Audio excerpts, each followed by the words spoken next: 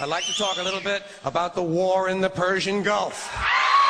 Big doings in the Persian Gulf. You know my favorite part of that war? It's the first war we ever had that was on every channel plus cable. And the war got good ratings too, didn't it? Got good ratings. Well, we like war. We like war. We're a warlike people. We like war because we're good at it. And you know why we're good at it? Because we get a lot of practice. This country's only 200 years old, and already we've had 10 major wars. We average a major war every 20 years in this country, so we're good at it.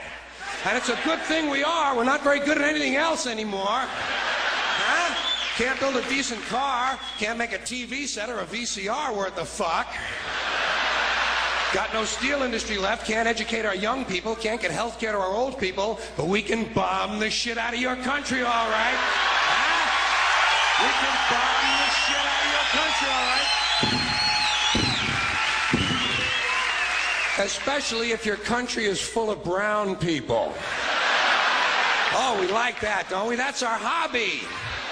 That's our new job in the world, bombing brown people. Iraq, Panama, Grenada, Libya, you got some brown people in your country, tell them to watch the fuck out, or we'll goddamn bomb them.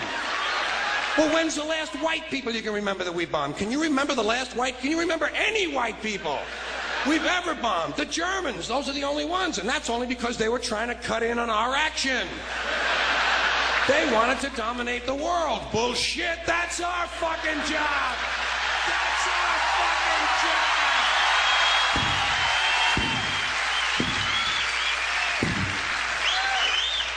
Now we only bomb brown people. Not because they're trying to cut in on our action, just because they're brown.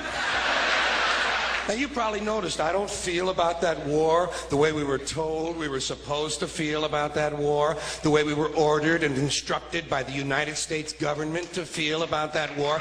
You see, I'll tell you, my mind doesn't work that way. I got this real moron thing I do. It's called thinking. And I'm not a very good American because I like to form my own opinions. I don't just roll over when I'm told to. Sad to say, most Americans just roll over on command. Not me. I have certain rules I live by. My first rule, I don't believe anything the government tells me. Nothing. Zero. Nope.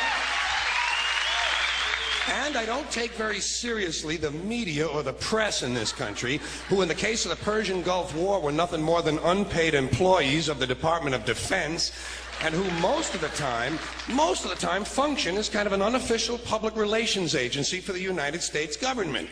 So I don't listen to them, I don't really believe in my country, and I gotta tell you folks, I don't get all choked up about yellow ribbons and American flags. I consider them to be symbols, and I leave symbols to the symbol-minded. Me? I look at war a little bit differently. To me, war is a lot of prick-waving, okay? Simple thing, that's all it is. War is a whole lot of men standing out in the field waving their pricks at one another. Men are insecure about the size of their dicks, and so they have to kill one another over the idea. That's what all that asshole jock bullshit is all about. That's what all that adolescent macho male posturing and strutting in bars and locker rooms is all about. It's called dick fear. Men are terrified that their pricks are inadequate, and so they have to compete with one another to feel better about themselves. And since war is the ultimate competition, basically men are killing each other in order to improve their self-esteem. You don't have to be a historian or a political scientist to see the bigger dick foreign policy theory at work. It sounds like this. What? They have bigger dicks? Bomb them!